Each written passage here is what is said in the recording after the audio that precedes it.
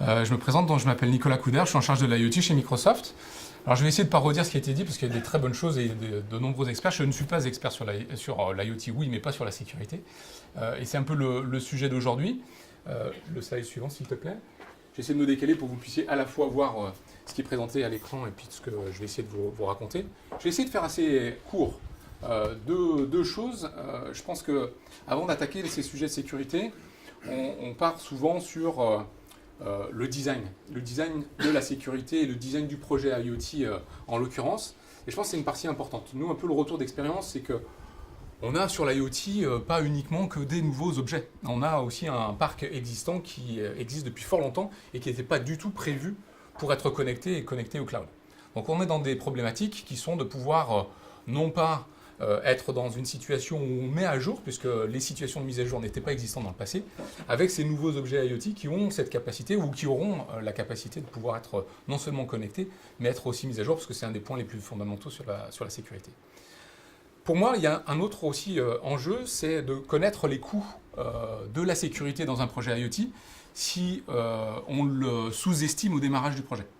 On voit bon nombre de projets autour de l'IoT qui sont souvent sous-estimés au début du projet, et donc du coup qui devient un coût additionnel de sécurité parce qu'il n'y a pas eu cette réflexion préalable avant de démarrer un projet IoT, de penser la sécurité. Très souvent, on pense cas d'usage, et puis la sécurité s'y greffe en disant oui, effectivement, si ce cas d'usage arrivait à être opéré à la fois sur le hardware, sur la couche middleware ou sur le cloud, et je pense que toute l'approche de toutes les strates ont été bien partagées. Mais encore une fois, cette partie de design, c'est-à-dire cette partie de compréhension de l'architecture en vue des enjeux de sécurité, on voit qu'il y en a plein qui n'ont pas été évoqués ou pensés au départ, et c'est normal parce que ces objets n'avaient pas vocation à être interconnectés, j'ai envie de dire, à l'ensemble d'autres objets industriels. Et on voit de plus en plus de scénarios, effectivement, à haut risque entre des objets du grand public qui rentrent dans un même réseau que celui du milieu professionnel. Donc on a une grosse expérience chez Microsoft. Alors ça ne déroule pas le slide que j'ai mis là, mais justement c'est pour penser un petit peu différent. Tu peux peut-être partir sur celui qui suit. Déjà pour vous montrer un petit peu les métriques. C'est une information que j'ai reçue ce matin sur notre timer interne chez Microsoft, qui montrait une statistique qui est intéressante, et c'est pour ça que je l'ai chopée, et puis je me suis dit tiens, je vais la prendre et l'exposer aujourd'hui. 600% d'attaques en plus entre 2016 et 2017. Ça, je trouve que c'est déjà notablement important. Je pense que les hackers n'avaient pas encore pris conscience de cette capacité de pouvoir faire du mal, en tout cas sur nos écosystèmes, sur nos produits ou sur nos business models, grâce à l'IoT. Et on en voit de plus en plus témoigner. Alors c'est une accélération croissante de ces attaques. Pour essayer de contrer ces attaques, je pense que ce n'est pas un acteur seul, ce n'est pas Microsoft seul ou d'autres acteurs à titre individuel qui vont pouvoir combattre ces attaques-là, mais c'est de le faire à plusieurs, c'est d'avoir des consortiums. Et effectivement, bien penser les projets, c'est une chose, mais aussi avoir le plus grand nombre d'acteurs qui sont contre ces attaques et à travailler ensemble, c'est un point important. Donc il y a eu un appel de Paris du 12 novembre, donc ça date de lundi, hein, c'est tout récent, en tout cas de la France, au niveau diplomatique, de se rendre compte qu'aujourd'hui, on est dans une instabilité du quotidien. On voit toutes les guerres qui puissent opérer, mais on voit aussi les attaques qui viennent de plus en plus du milieu digital. Et on confond finalement sur l'IoT, je pense que c'est un des grands principes, de confondre le milieu physique et le milieu digital. Et donc ça donne encore beaucoup plus d'opportunités. Alors, je ne suis pas là pour vous dire attention, et faut tous avoir peur de ça, mais en tout cas on voit de plus en plus, à la fois sur la sphère médiatique et sur la sphère politique, des enjeux et des comportements de pouvoir se rassembler en tout cas, et pouvoir essayer de trouver un moyen pour contrer ces attaques et être le plus rapide à contrer cette attaque. Parce que très souvent, la plupart de nos clients, en tout cas sur l'IT, parce qu'on a plus d'expérience sur l'IT que sur l'IoT chez Microsoft, même si on fait plein de choses sur l'IoT aujourd'hui, mais c'était le temps déjà de prendre une action quand une attaque arrivait sur un système IT. Je pense que sur l'IoT, il est encore plus important parce qu'on a un nombre d'objets qui est de plus en plus important, et donc de pouvoir regarder son système IT sans regarder l'environnement de l'objet, ouvre encore des portes supplémentaires pour les hackers à rentrer sur les systèmes. Alors je ne vais pas dérouler tous les slides, là tu vas pouvoir avancer parce que je ne veux pas faire de la redite comme tu l'as très bien dit, donc vas-y, avance. On peut, voilà, le milieu physique et le milieu digital, je pense que c'est une vraie considération sur le sujet, en tout cas qui nous préoccupe aujourd'hui sur l'IoT, mais on va gagner du temps. La frontière entre le monde physique, tu vois, regarde, même plan. continue. Quand je te dirai de t'arrêter, tu pourras t'arrêter. Quand je dirai quelque chose d'intéressant. Voilà, c'est celui-ci. Donc on l'a donné, hein, ces grands enjeux de l'IoT. Il y a plusieurs couches avec voilà, des menaces. Un point important avant de démarrer un projet, je pense que c'est d'avoir un modèle des menaces, donc avoir une représentation de cette architecture pour arriver à identifier les points de menace, non seulement sur sa propre solution de demain, mais aussi de toutes les attaques, de tout ce qui peut être opéré. On n'est pas sur le bring your device au niveau de l'IT, mais on est un petit peu dans le même domaine sur le sujet de l'IoT. On arrive avec des bracelets connectés qui peuvent demain interopérer avec des systèmes du milieu de l'entreprise et du milieu industriel, donc avec des niveaux de sécurité qui diffèrent. Et donc tout cet enjeu, c'est vraiment d'avoir un modèle des menaces, et puis de le faire évoluer. C'est pas de dire j'ai un modèle de menace au démarrage de mon projet, et puis il est le même pendant 10 ou 15 ans ou 40 ans pour un véhicule. Il évolue, et je pense qu'il va falloir continuellement, tu l'évoquais tout à l'heure Samir, de dire le niveau 100%, et tout le monde est assez d'accord avec ça, n'existe pas sur la sécurité, donc ça veut dire évoluer, faire évoluer les mises à jour des firmware, mais faire aussi évoluer les architectures, parce qu'une architecture à elle seule sera peut-être très fiable aujourd'hui, et le sera peut-être beaucoup moins, peut-être dans 6 mois, dans 1 an, dans 5 ans, de façon raisonnable. Donc là, on l'a vu sur l'appareil, donc oui, les niveaux de faiblesse, ça peut être aussi sur le cloud, hein, puisqu'il y a des utilisateurs. On va continuer à avancer dans cette considération. Voilà, donc l'expertise que peut avoir aujourd'hui Microsoft dans le domaine de l'IT, parce qu'on a été beaucoup attaqué, hein, en tout cas sur les systèmes Windows, je pense que tout le monde a pris conscience que on a été voilà, très secoué il y a de nombreuses années, on l'est de façon permanente. Mais c'est de tirer profit de cette expérience-là pour pouvoir la réinjecter dans un modèle et dans un écosystème qui est complètement différent, qui est celui de l'IoT. Donc, on a décidé. Alors, avant d'avoir décidé, tu fais bien de parler de ce slide, non, c'était très bien. Ah, oui. C'était le moment. T'anticipes ma pensée, c'est génial.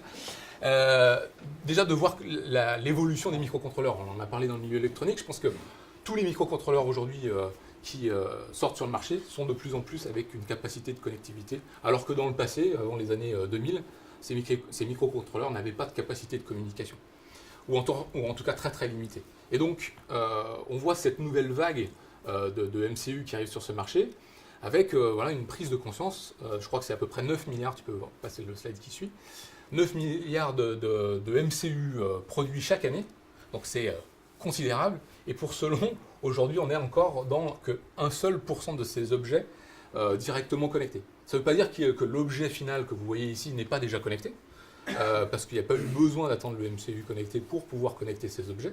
Mais en tout cas, c'est une menace, un enjeu de business, certes une belle opportunité de business, mais aussi une menace tout aussi importante.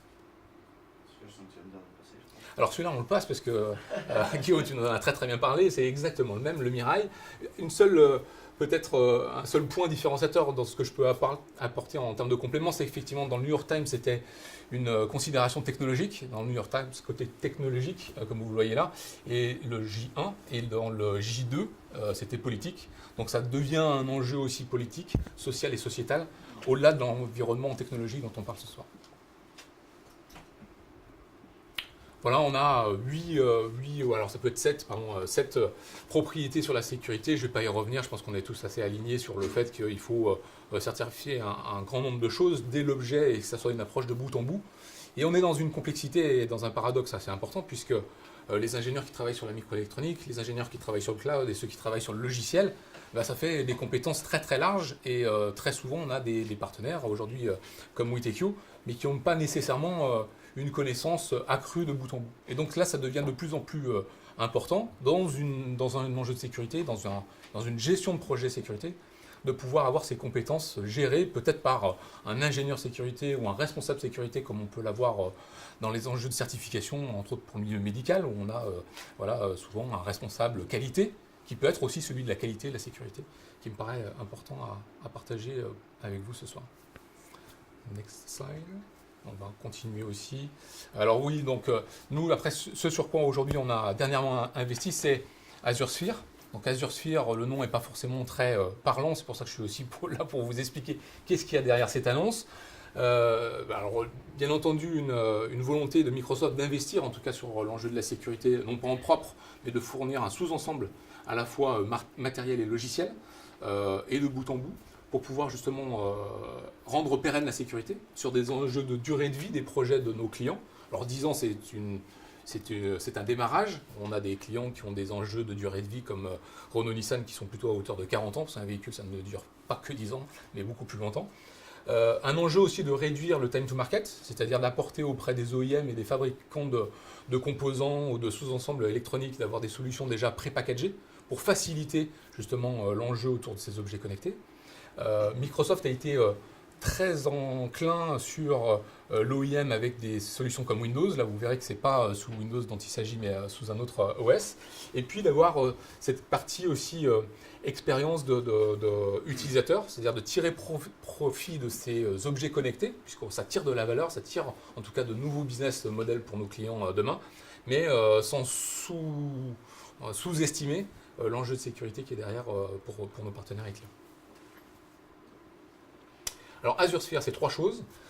C'est à la fois un consortium avec un certain nombre d'OEM, et je partagerai les Silicon Vendors avec qui on travaille sur la partie hardware. C'est d'avoir un sous-ensemble hardware déjà suffisamment robuste pour pouvoir le faire.